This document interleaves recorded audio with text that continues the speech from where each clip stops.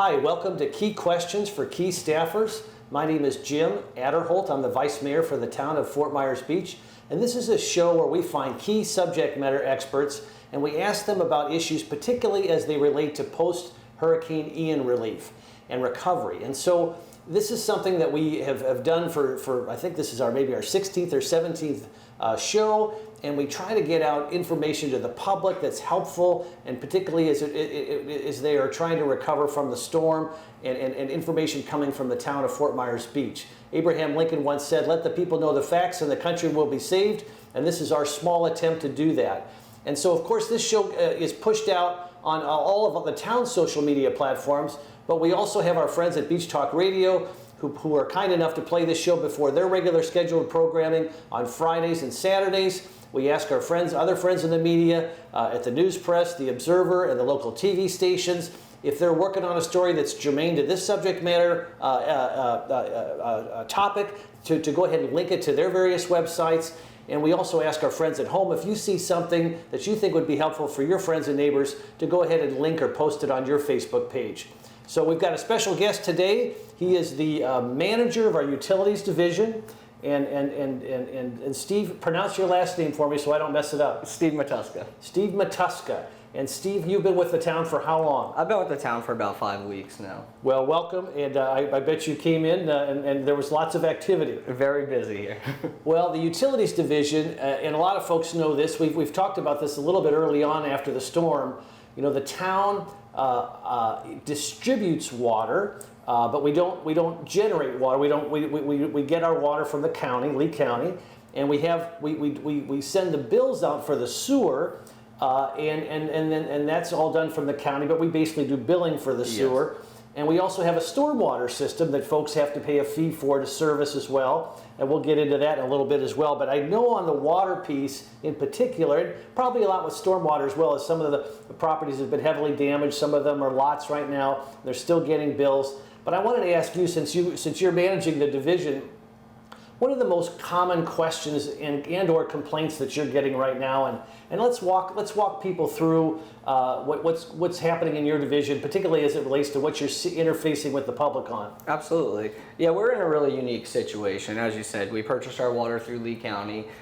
It's a very good situation that we have here because we have a steady supply of water coming in. We don't have to retreat the water or anything like that. We basically have 2 tanks on island and one marina station at Moss Marina. When you say tanks, you mean storage tanks? Actual ground storage tanks. We got a 500,000 gallon tank on one end of the island and a 1,000,000 gallon tank on the other end of the island. And we do that because if you walk, just to have just a little bit of a reserve, so in other words, it just can't be pumped onto the island. That way, if there's a particular demand, you've got a little storage to serve the demand. It helps out. I mean, we have a lot of resorts that are over a couple stories tall, so it helps out when demand's changed based on seasons.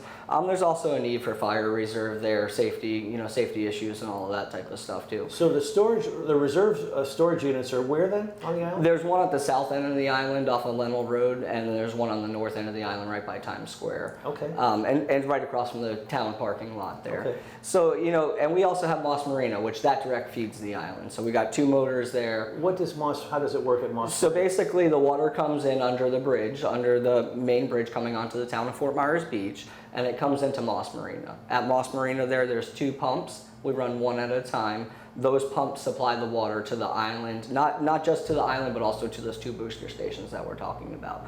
Then we can kick either one of those booster stations on and redistribute excess water on one end of the island if we need it.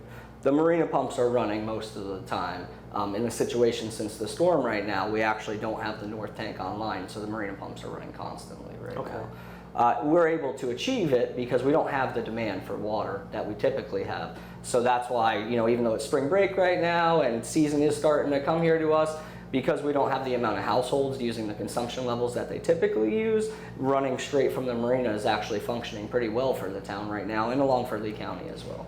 Very good. So in terms of people reaching out to your division with billing complaints, questions, what are you hearing most common? Yeah, so my first day I asked, what's the biggest concerns down here that I need to address right now? And so the biggest concerns for me are really restoration of services, obviously we want to be able to get people water when they're ready to get back into their houses. So that's my main goal. And then our second goal is to simplify this billing process, phone call process. I understand there's been a lot of frustration throughout the town trying to get a hold of people in the utilities department, trying to get their services rectified, whether it's they want a demo check for a cut and cap, or they want a new line installed for their RV. So go back to the first one, because you went fast. So they want a demo check.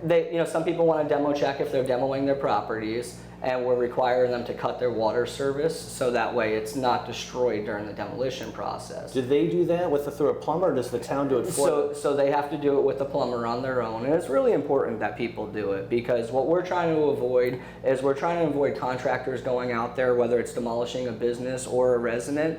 I don't want people to pull up a water line, just like we don't want somebody to pull up a gas line or an electrical line. It's no different. When they pull up our water line, they disturb service in the area. Then we might have to do potential repairs to a certain area, a centralized area, maybe a whole street would have to be shut off. It depends on the situation. So what does a plumber in essence do? Do they take out a section between the home and the street, and then they cap each end? So what they're really doing is they're cutting off the water line on the customer side of the meter. They're usually putting a 90-degree elbow on it and bringing the pipe a couple feet above ground so you know where it's at when you need to access it. That's the smart thing to do, and I highly encourage everybody to do that. And then they're just capping off the line right there. Okay. So prove to us that our guys can visually go out, inspect the service, see that the line's been cut off from the house, and it's capped, so there's no way that anybody's going to hook back onto it very easily. So if you apply for a demo permit, is that part of the permitting process? It is part of the permitting process, and then the utilities department is following up with the inspections to make sure that these properties have been capped before the demolition actually proceeds. So the line from the home gets elbowed up. What happens to the line from the street? The line from the street remains in place. They just cap it then? Yeah, we mark the meter box. We paint the road, so we try to avoid, the contractors going in that area. We also flag out where the line's coming to the meter box and the whole territory to try to avoid that area being disturbed. If we cut it all the way back to the main, it's just going to take us that much longer to restore service when the customer's ready to get it. So we're trying to make things as efficient and effective as possible. Okay. So when someone wants to demo, they apply for the demo permit, and then they'll be told about this. Yes, when they apply for the demo permit, they'll be told they have to cut and cap their sewer as well. Mm-hmm. So they'll cut their water line and their sewer. They'll do the same thing, again, just preventing any sewage that's in the main system from leaking onto the person's property during demos, preventing, a contractor that's unaware of a line from hitting it, and all of those types of things. So during their permitting process, they'll be notified that they need to cut and cap their services prior to demo. Do they need to also call before you dig line as well, or does the plumber do that? That's more on the plumber's end of things, okay. But they are doing that as well, on most properties. Okay. So, and then the utilities department is being contacted from the permitting department saying, hey, we just got a demo permit.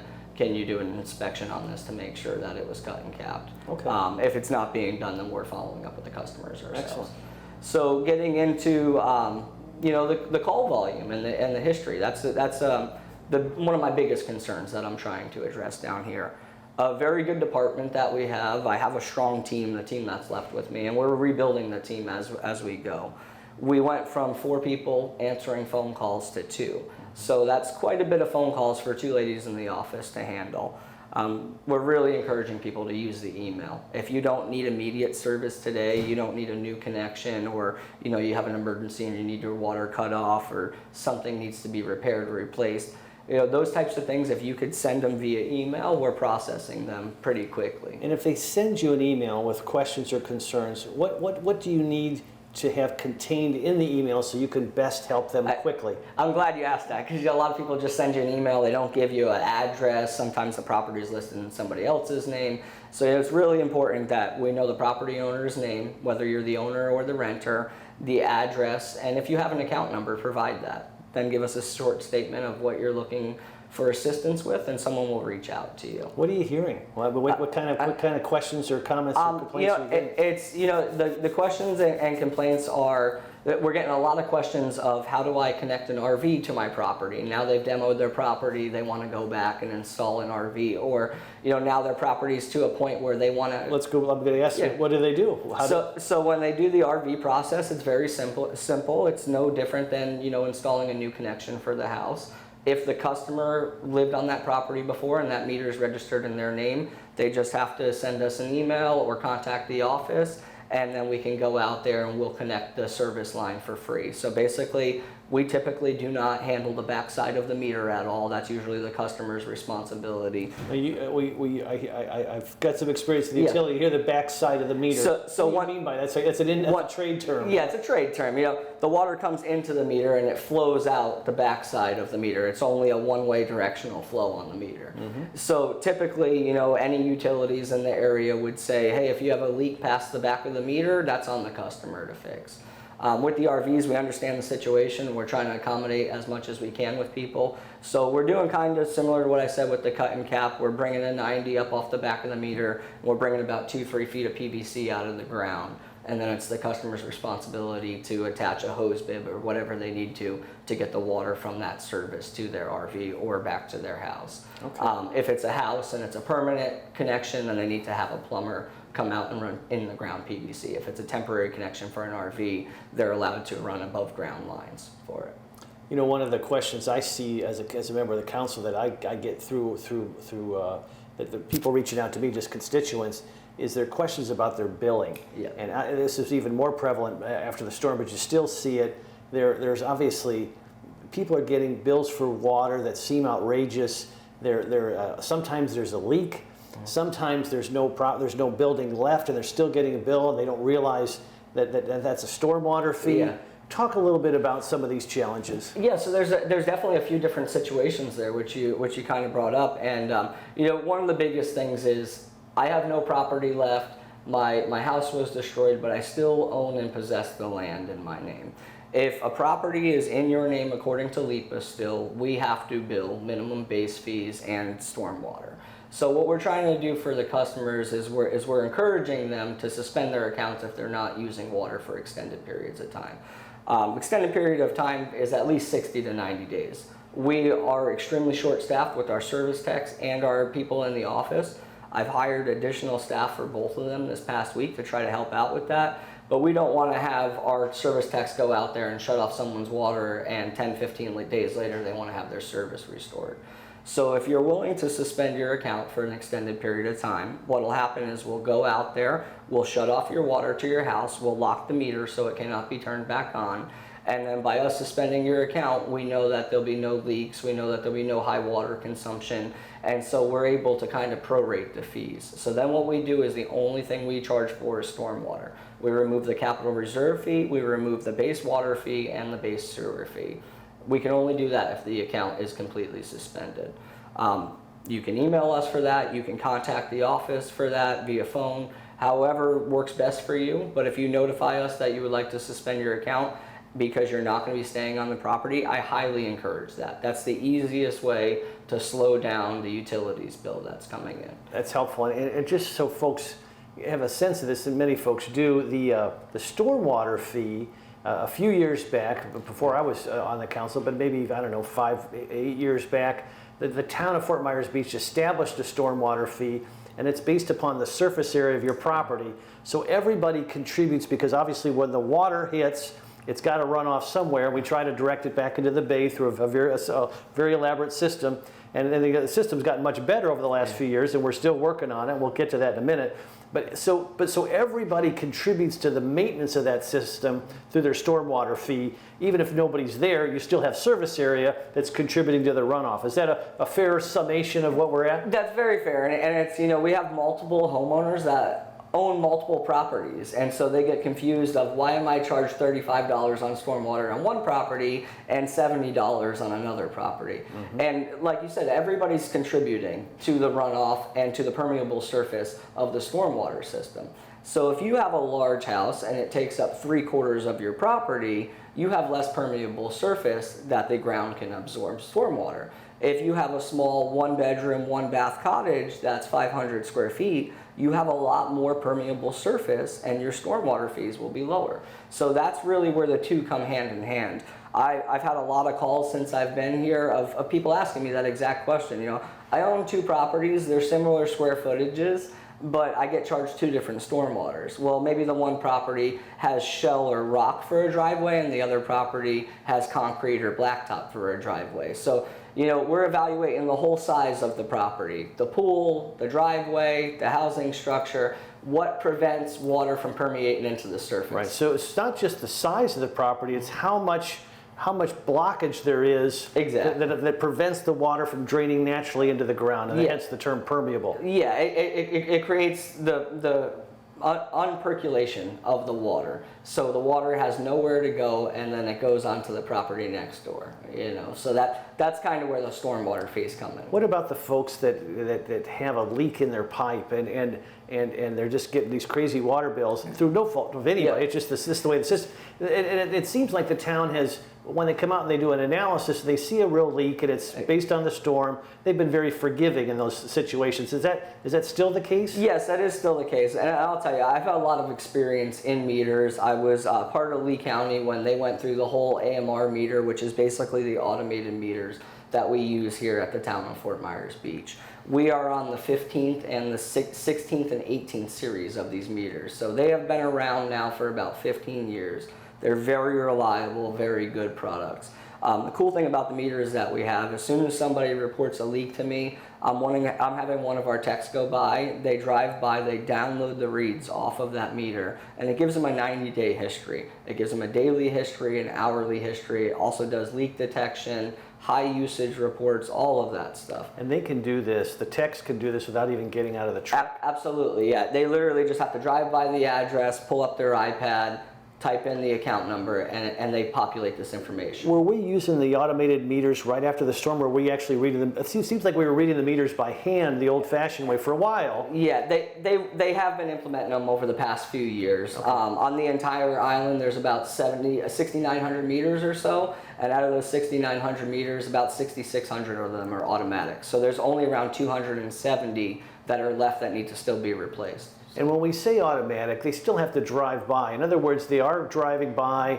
and they're electronically, the data be transmitted. In other words, we're not doing any estimated billing, correct? Yeah, no, we're not doing any estimated billing. So they're Bluetooth devices, so they do pick up wirelessly, but they don't have a range, that's a large range. You have to go up and down every street and pick up the reads.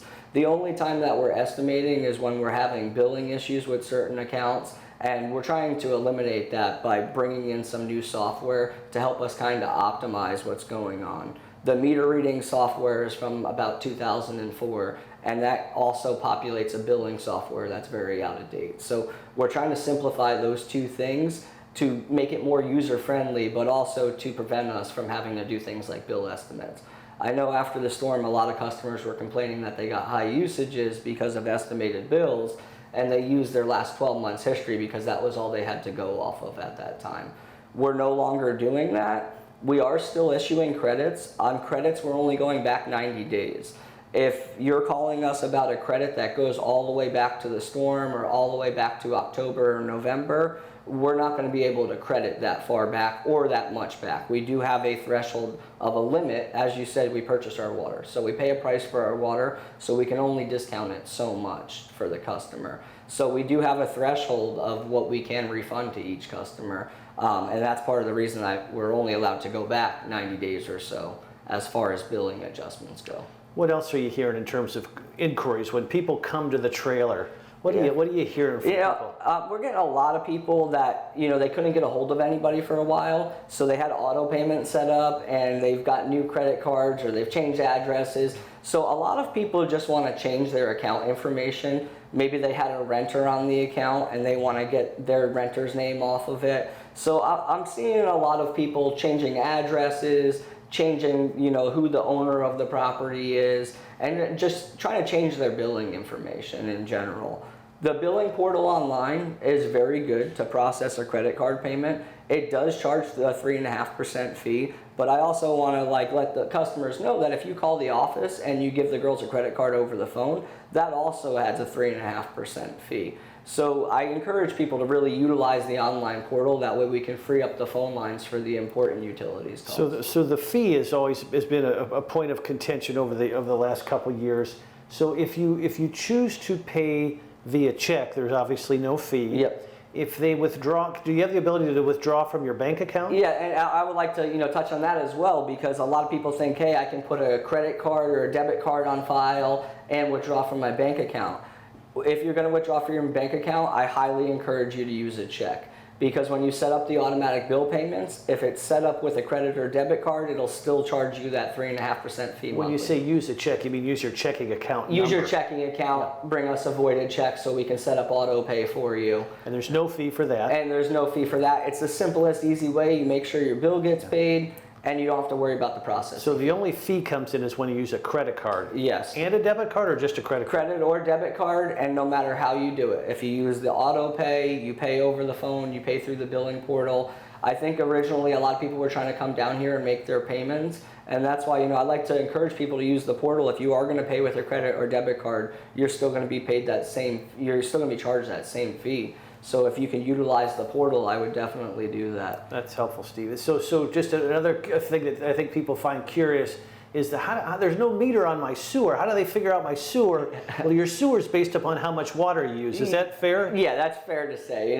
If you're doing something extravagant, like you just had a new pool filled and you're going to fill the pool one time, you can notify us ahead of time and we won't charge you the sewer fees on it. Really?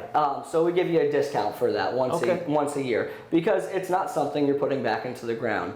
But yeah, the sewer fee goes straight off the water meter. So I never heard that. So if you if you're going to fill your pool for the first time or do something really out of the normal with your water, you could contact the town, and they'll waive those, or they'll at least reapportion the percentage of your sewer fee based upon your water usage. Based upon the water that you used for that project, okay, they will credit you the sewer fee of it. Okay. It's a once a year credit. So we have a lot of people that refill their pool when they get down here or something like that, but we can only credit it once a year for that. I never heard that before. And most surrounding utilities do a very similar thing, because at the end of the day, that water is not going into the sewer system. And the water that goes into the sewer system is to help maintain and operate the wastewater facilities that process it. No, it makes sense. That's a nice service.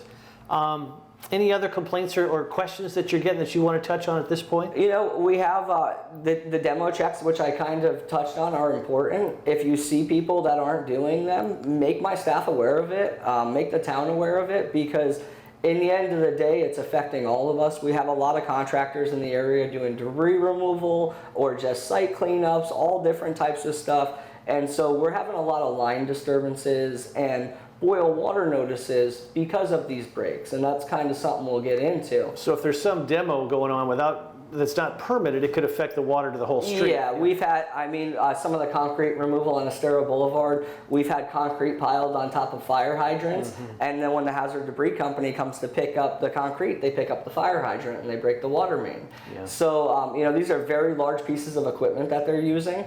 They can rip a water line out fairly easy, which is why we ask people to follow those permitting rules and regulations that are in place. All of the boil water notices that have happened since I have been here have been due to disturbances from surrounding contractors, surrounding demolition companies, and nothing intentional. It's just they're unaware of the area and they're unaware of where these lines are located. Yeah, very good.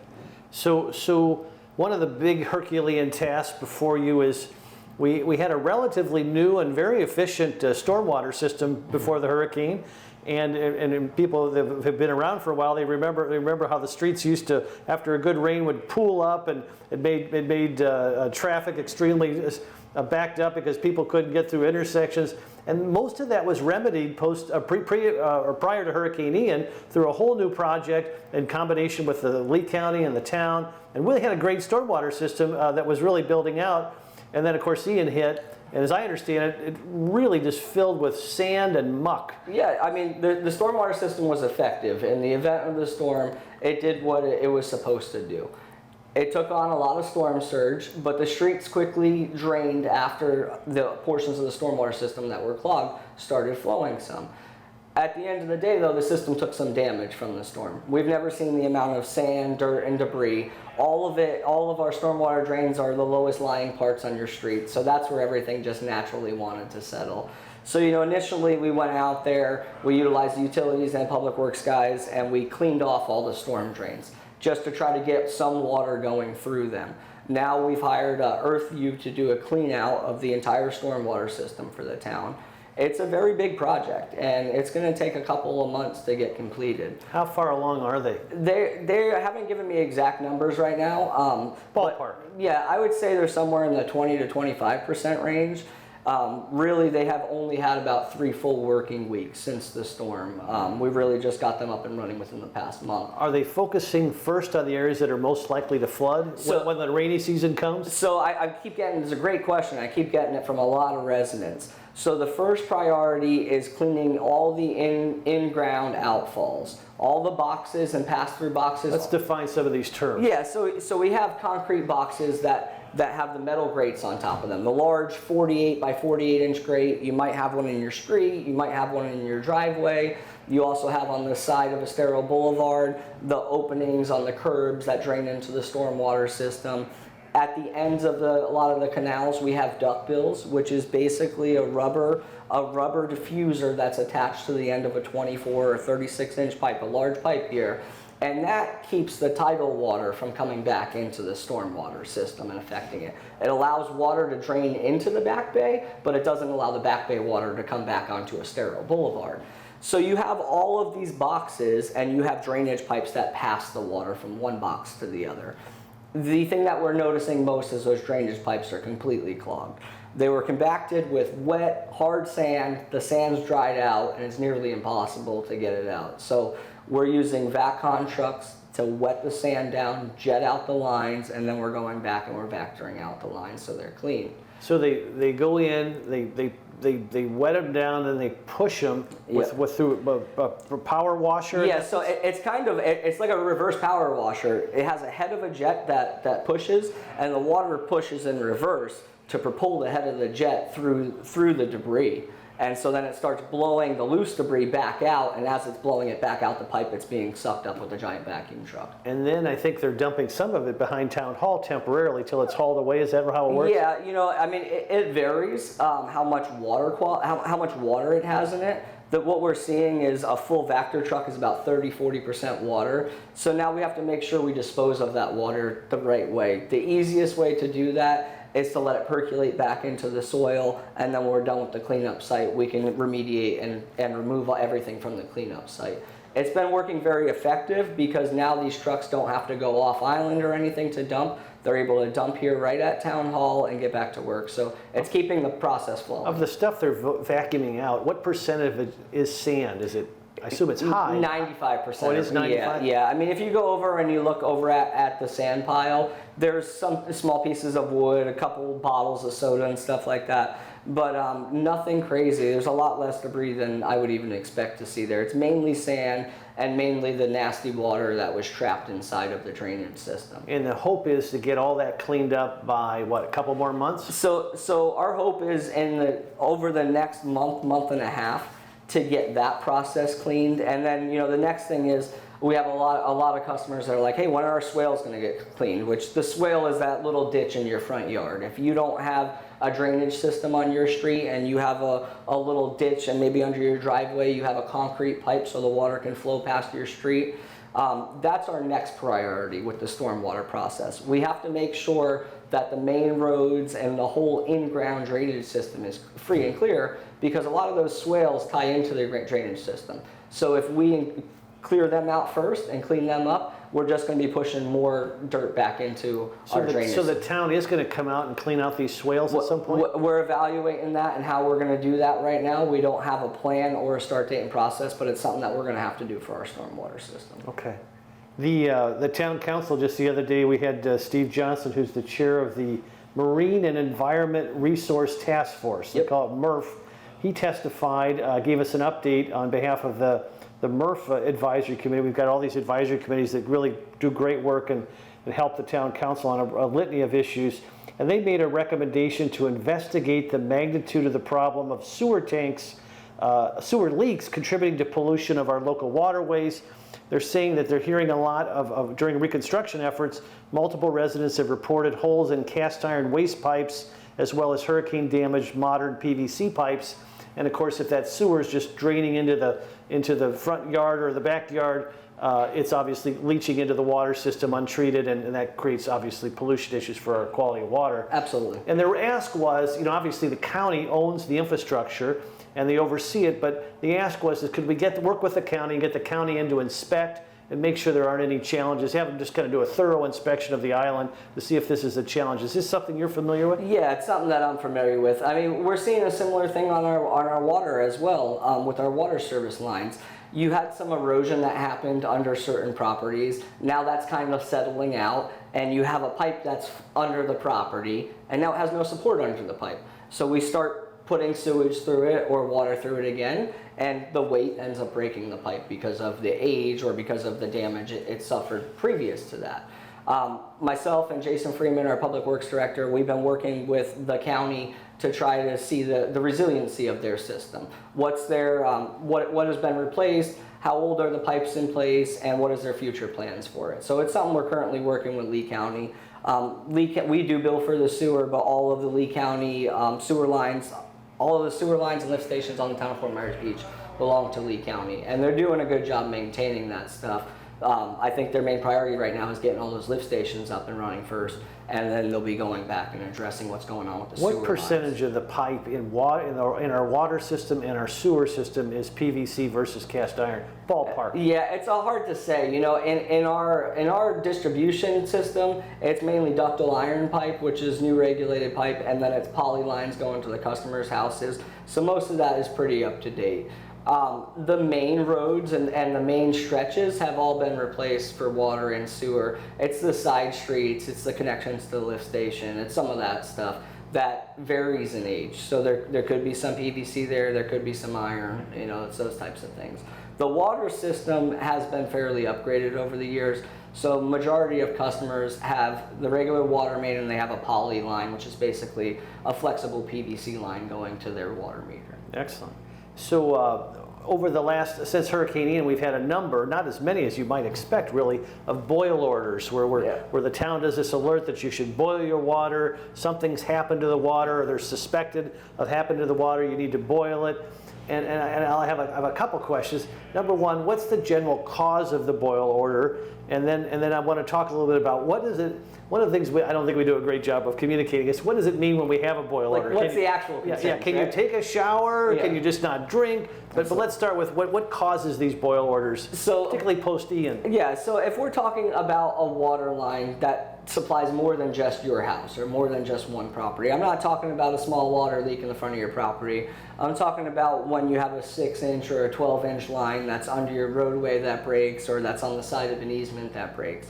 Anytime a water main is exposed in the ground, which means it's broken, it's cracked, it's leaking, to the point that any chance of debris or bacteria could fall into it, you got to protect your customers. And so that's where the boil water notice comes in place.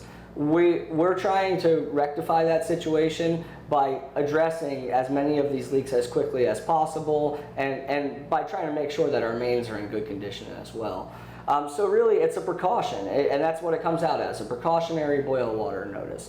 The water is safe, but we don't want to say, hey, it's safe to drink, because it could have got potential contaminants, it could have got debris or soil inside of it. It could have had workers' hands inside of it, maybe PVC glue. So there's a lot of variations to why we do a boil water notice. So in the state of Florida, the standard practice is if you have an exposed pipe that was damaged like that, whether it was, preventative maintenance or something that happened accidentally by a contractor, you have to do a 2-day boil water notice. And that involves us grabbing some bacteriological samples, hiring a lab to test them so it's coming from a third party, and saying, yes, this water is safe to drink for our public. During a boil water notice, what you should be concerned about, you should make sure that you're boiling the water before you eat or drink it. That's the main thing. It's safe to shower in, it's safe to give your kids a bath in. You can use your water outside as you please. But the main concern is consumption there. We're just asking, out of precaution, try not to consume it for a couple days while we're working on the project. That's great counsel, and I would encourage you to work with our PIO to sort of put some additional language in there so people, now there may be a situation where it's much more severe than that, but a precautionary boil order is what we've had, and that's where you can still shower. And Yeah, absolutely. And It will always come out if it's more serious than that, as if this is a mandatory boil water notice. So that's the difference. One's a precautionary, And the other is a mandatory. so if you see mandatory, be a little more careful. Yes, I would definitely be a little more concerned. You know, I can't say what it would be. There's many things that can trigger a mandatory boil water notice, but a precautionary is every boil water notice that we've seen here in the past few months. That's what's been happening. And there hasn't been all that many considering what we went through, quite honestly. Yeah, The system's held up pretty well. And we're noticing that we have waves of it, just like anything. We'll get a little settling, and we'll have one neighborhood that'll have a couple breaks over 2 weeks, and then we won't see anything for a little bit of time, and then it'll be on a different area of the island. How do you target communication if it's just a neighborhood and not the whole island? You know, customers are really good. When people see water on the ground, they're really good at reporting that. I always highly encourage customers to report that. If you think water or sewer is touching the ground, try to get in contact with our office, try to get in contact with me. And I encourage people to use the code red, which I'm sure everybody's aware of on the island by now. And if you're not, it's a way to easily be notified of any, emergencies in the area. And they also send out every boil water notice on code red. What's the code red? Talk about it. So code red is an app that we use. It sends out, state emergencies, local emergencies. And basically, we can use that as the town to notify the public of something that is severe. It doesn't necessarily have to be an emergency. But we utilize that code red for boil water notices. So anybody that signed up and registered for that, even if you're at work or you're not on the island, you will get a notification, especially if your property address is affected. And so it'll let you know, hey, there's a boil water notice. This is the expected period of time for the boil water notice to last. And then it'll also go out on code red when the boil water And this is a public app? It's a public app. You can download it through the town's website. Is it a state agency or a federal agency? It's a federal company that operates it. They don't require that utilities use it, but a lot of utilities, the smaller utilities, especially like us, capitalize. And there's no charge to download the app or to utilize it? No, there's no charge to download the app. It's not in the App Store, so you do have to go on the town's website. They got a QR code you can scan on the town's website and download the app. I've never heard of that before. Yeah, and that's why I wanted to put it out there to the public, because immediately everybody on the island is going to get that notification through that service. So if you have a precautionary notice and it's just in a neighborhood, how do you, aside from the code red, how do you notify just that neighborhood without kind of shutting the whole island? So the cool thing about code red is it allows us to kind of use Google Earth, and we can circle a street or two streets and just implement a boil water notice on a certain area. So when you assign your address or your property address inside the app when you're setting it up, if you're affected, you'll be notified. If you're not affected, you won't be notified. What about the folks in that neighborhood that wouldn't have the code red app? How would they be notified? So they're notified. We put signs on every street when we do a boil water notice. We also try to tag every door. Oh, you do? Yeah. Okay. Sometimes you get when we have a larger area, then we'll put signs at the beginning and the ends of the island to try to let everybody know. We also have to notify all the news stations around, so it's publicly broadcasted on the news.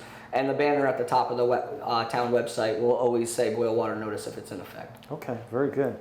Is there anything that we haven't touched on in terms of issues or information you want to get out to the public? Because it's such a great forum to get out information. It's a great format. I really appreciate you giving me your time today, Jim. I think some of the things I wanted to touch on is people setting up new accounts. What do they need to bring with them? People finally show up here, they get some time to talk to us and get their new account set up. Make sure you're prepared to make a deposit. So typically our deposits start at $165, depending on if you have another property on the island or not. Be prepared to make a deposit and have. Is it like a security deposit? It's a security deposit if they haven't set up an account or anything. Okay. We got to put a water meter there. It's basically a deposit on the water meter. And did they get that back when they close out the account? When they close out the account permanently, they will be refunded that deposit. Okay. It's very typical, LCE, CFPL, they all do the same types of deposit on their meters and their equipment. It's to protect the equipment in case something happens to it. So we asked you to bring your driver's license too. A lot of people down here know each other, so they want to use that, but we need that documentation. We have to have on file that we got a copy of your driver's license, we got a copy of the deposit, and most new services we're able to start the same day. So it's if you have your information together, it's a great source. I also want to put out there that we've kind of changed the utilities page on the website over the past couple days. Some of the things that me and you discussed today are on there for frequently asked questions for people to reference. I've put my town phone number on there, along with Roxanne, my customer service and billing manager. I put her phone number on there and our email addresses. I'm addressing concerns as quickly as I get them. Do you want to give any of that out right now? Do you have it on your sheet? Yeah, we'll post it on the video. My email is smatuska, it's smatuska @fmb.gov. Feel free to send me your emails with questions and concerns, and we're trying to address this stuff as quickly as we can. When should they contact you versus, is it Roxanne? Yeah, either way. If you're having a billing issue or a concern, send me and Roxanne an email. We'll both look it over. We'll both get it addressed. I'm trying to help the ladies out in the office as much as I can. We just hired another customer service person this week. We're bringing in some temp people next week to help us out with the call volume. So we're trying to get the calls flowing. I understand people's frustration. They want to be able to get a hold of somebody. And so I'm trying to make myself as available as I can to everybody. So, but in a perfect world, in terms of getting your issue addressed, you prefer email? Yeah, if it's a billing issue, if it's something that prefers service today, like a new connection, a leak, an emergency, calling us is really the best way.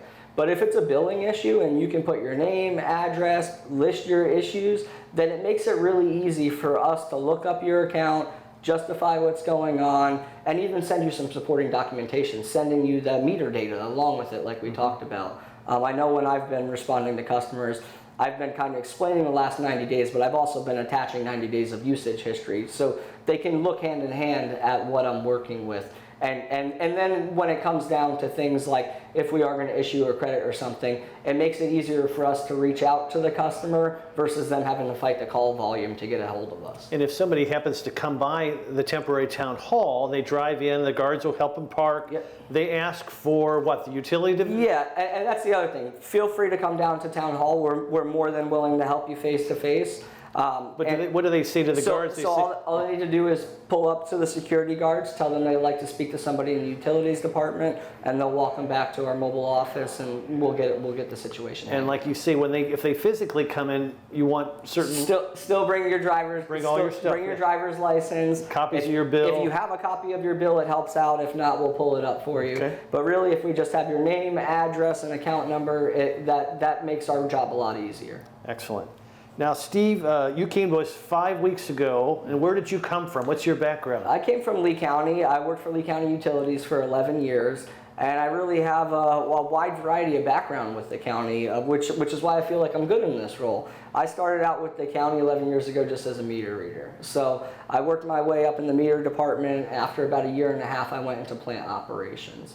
And so I worked at the Corkscrew Water Treatment Plant, which is Lee County's largest water treatment facility. They're one of the 2 plants that supply the water to the town of Fort Myers Beach. So I have a really elaborate history. I got about 8-9 years of knowledge of Fort Myers Beach's utilities, system, and operations from the other side of things. So it's a different perspective to bring to the town. But I think when you and I talked the other day, you told me you actually have an operator's license. Yes, so I have a Class A operator's license, and my last 4 years with the county, I managed that facility for them. I just have to say, as somebody who's been in the utility business on and off over the years, to have a manager at a small town like this with an operator's license, it's a pretty big deal for the town. It's pretty unusual. Absolutely. That's a great expertise for the town to have. It's great, and it's really why I wanted to be a part of this, because I have a little bit of experience in each of the avenues, and we have a really small department here. When you're talking utilities companies, you're usually talking 70 to 100 employees. So for me to have a staff of 8-9 people, but it's really good, but I'm familiar with every role that everybody does that works under me. So I look forward to it, and it's definitely given me a different perspective as a manager because I have the treatment experience and the treatment knowledge. I know what's put into the water, so I want to make sure the customers at the end of the day are receiving the same quality water at the most affordable price they can. I can't help but ask this because you've got such a great background. So the water people are drinking on Fort Myers Beach, it doesn't come from reservoirs. It literally comes from wells. Yep. that are in the Fort Myers area? Yes. So the plant that I operate is out by RSW Airport. We have 54 production wells. 32 of them deep wells. Are they all in the same well field? They are in the same well field. They're pretty spread out, but they're in a good protected 50 acres. And each one of the Lee County facilities has their own wells. Now, I worked at a very large plant, so we did have 50 wells. Most of the other Lee County facilities have 10 to 15 wells. How deep are these wells going to get the water? It depends on the deeper you go, the worse quality you get out of it. The worst quality? Yeah. And how does that work? You get more salt content in it, so then you get things that are harder to remove, and they cost more time and energy to remove them, and it increases production costs. So usually the deeper you go down, the closer you get to like a brackish water or more of a salt water, which makes it harder to treat. A lot of the water that we're treating is mainly fresh water. It's easy to remove the salt from the process. And is that all that needs? Is it pretty fresh? Is it pretty clean that when it comes out of the well, or does it just have to be other things have to be done to treat it? Due to rules and regulations, there's a lot of other things that need to go into the treatment process. But does nature filter it to some effect? Some effect, yeah. The aquifers do have some effect filtering it. Really what gives you your different treatment is that variety of wells. Like I said, 54 wells, we're running about 16 to 18 of them at a time. Mm-hmm. So that gives you quite a bit of different combinations, which can really change up your treatment chemistry. So what's in terms of the industry, and you know this business, how is the quality of the water in the Fort Myers area or the Southwest Florida area? Is it considered great? Is it considered good? I mean, how does it rank around the country? Working for Lee County and working for the town of Fort Myers Beach, I'm very proud of the water that we get to sell our customers. 3 years ago, our water won best tasting in the state of Florida and went on to a national competition. Did it really? Where it held on pretty well. My water plant that I worked at last year won most outstanding water plant from American Water Works Association. Very high quality water. A lot of time and attention goes into it. We have 5 facilities at Lee County that are manned 24 hours a day, and it's something to be proud of. It is a good quality water. And people definitely notice it when they come down here. They say something about it. So I hate to ask you this, but so do people need to filter their water down here? It's all up to the person. You know, some people are used to different types of treatment. Here on the beach, we have chloramines, which doesn't really bring out that chlorine taste in the water as much. Where other surrounding cities use free chlorine, which we're about to do for the month of May when we have our free flush. And the free chlorine really has a lot more taste to it because it has a stronger... Wait a minute, we're having a free flush in May? What does that mean? So every year it happens in May, and so basically we use chloramines for our disinfection. It's a combination of anhydrous ammonia. It's like flushing out the system? Yeah, and so our disinfection is made up of 2 things, not just chlorine. Anhydrous ammonia combined with sodium hypochlorite, and it gives you chloramines. It's a little weaker disinfectant, but it has a longer shelf life. And so because the county has over 260 miles of distribution pipes, they have to have that long-lasting disinfectant residual in their system.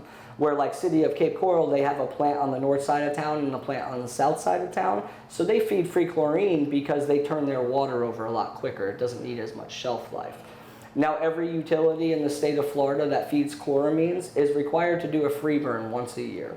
And what it is we put a stabilizer in our pipe, as you were talking about, like corrosion, deterioration, and those types of things inside our distribution system.